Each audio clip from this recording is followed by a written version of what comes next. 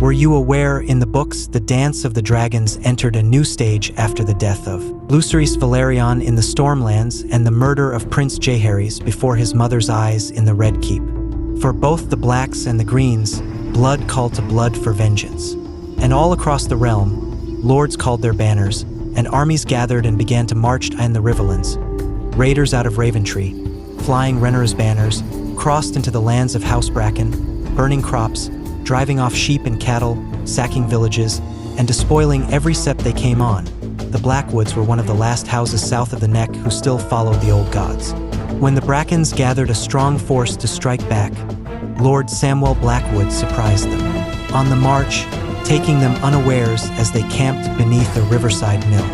In the fight that followed, the mill was put to the torch, and men fought and died for hours bathed in the red light of the flames. Ser Amos Bracken, leading the host from Stonehenge, cut down and slew Lord Blackwood in single combat, only to perish himself when a weirwood arrow found the eye slit of his helm and drove deep into his skull.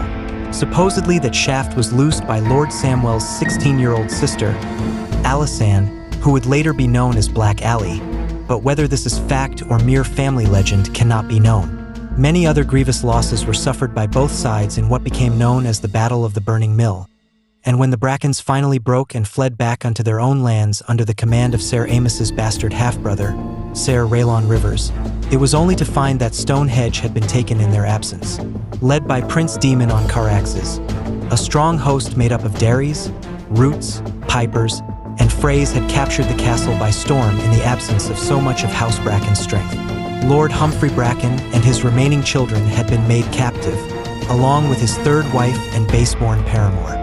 Rather than see them come to harm, Ser Rhaelon yielded. With House Bracken thus broken and defeated, the last of King Aegon's supporters in the Riverlands lost heart and lay down their own swords as well. Subscribe for more.